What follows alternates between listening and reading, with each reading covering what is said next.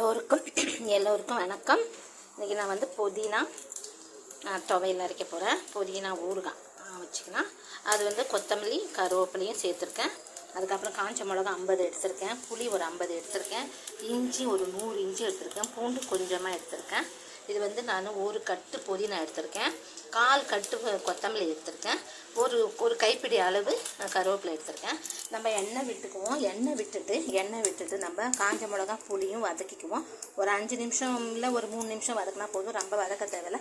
வதக்கி அதை தனியாக நம்ம எடுத்து வச்சுக்குவோம். அதுக்கப்புறம் இஞ்சி பூண்டு போட்டு அதுவும் ஒரு 5 நிமிஷம் வதக்கி அதையும் நம்ம எடுத்து வச்சுக்குவோம். மீதி இருக்கிற கொஞ்சம் எண்ணெயில் நம்ம இந்த புதினா மல்லி கருவேப்பிலை இது எல்லாத்தையும் போட்டு அது ஒரு 5 நிமிஷம் வதக்கினா போதும். அவ்வளோது ரொம்ப வதக்க தேவையில்லை. அவ்வளோதான். வதக்கிட்டு நம்ம அது ஆறின பிறகு நம்ம இந்த காஞ்ச மிளகா புளி எல்லாம் நம்ம ஃபஸ்ட்டு அரைச்சிக்குவோம். அப்போ தான் நல்லா நைஸாக மசியுது. இதை அரைச்சிட்ட பிறகு நம்ம இப்போ கொத்தமல்லி அதுக்கப்புறம் நம்ம இப்போ இஞ்சி பூண்டு அதையும் போட்டு இது கூட நம்ம அரைச்சிக்கலாம். அதுக்கப்புறம் நம்ம கொஞ்சம் கொஞ்சமாக அந்த புதினா மல்லி எல்லாம் போட்டு உப்பு போட்டு தேவையான அளவு உப்பு போட்டு நல்லா நைஸாக அரைச்சிக்கணும். நைஸாக அரைச்சிட்டு அதுக்கப்புறம் நம்ம வானலில் எண்ணெய் ஊற்றிக்கலாம். நல்லெண்ணெய் இருந்தால் ஊற்றிக்கலாம், இன்னும் நல்லாயிருக்கும். நான் நார்மல் எண்ணெய் தான் ஊற்றிக்கிறேன். எண்ணெய் ஊற்றிட்டு கடுகு உளுந்த பருப்பு போட்டுட்டு அந்த விழுது அந்த அரைச்சி வச்சுருந்த அந்த விழுதை எடுத்து ஊற்றி நல்லா எண்ணெய் பிரிஞ்சு வர வரைக்கும் நல்லா வதக்கிட்டோம்னாக்கா நம்மளுக்கு அந்த புதினா ஊறுகாய் ரெடி ஆகிடும். சும்மா டேஸ்ட்டாக செம்மையாக டேஸ்ட்டாக இருக்கும். நம்ம வந்து ஜுரம் வந்து நாக்கெல்லாம் ஒரு மாதிரி டேஸ்ட் இல்லாமல் இருக்குதுன்னு சொல்லுவாங்க. அதுக்கு கொடுத்தாலும் அதுவும் நல்லா அதுக்கும் டேஸ்ட்டு மாறும். அதுக்கப்புறம் பசி எடுக்கும். இது சாப்பிட நல்லா பசி எடுக்கும். நம்ம இட்லி தோசைக்கெல்லாம் சாப்பிட்லாம்.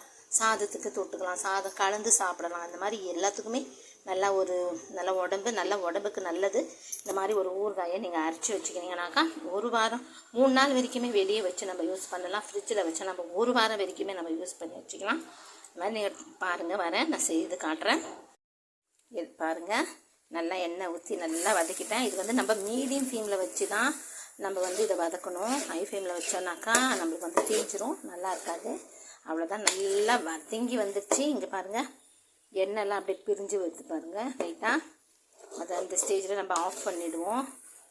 நம்ம தாளிக்கும் போது கொஞ்சம் ஒரு டீஸ்பூன் உளுந்து போட்டு தாளிங்க. அப்போ தான் அது நல்லா வாசமாக இருக்கும், நல்லா இருக்கும், நல்ல டேஸ்ட்டாக இருக்கும். வேலை அதிகம்தான், ஆனால் டேஸ்ட்டு செம்மையாக இருக்கும். இங்கே பாருங்களேன், அவ்வளோ வாசனை. இது வந்து ஒரு தெருவுக்கே வாசனை வரும்.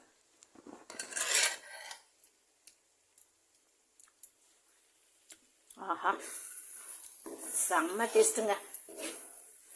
இவ்வளோ நல்லா டேஸ்ட்டாக இருக்குது, நல்லா இருக்கும். நீங்களும் ட்ரை பண்ணி பாருங்கள்.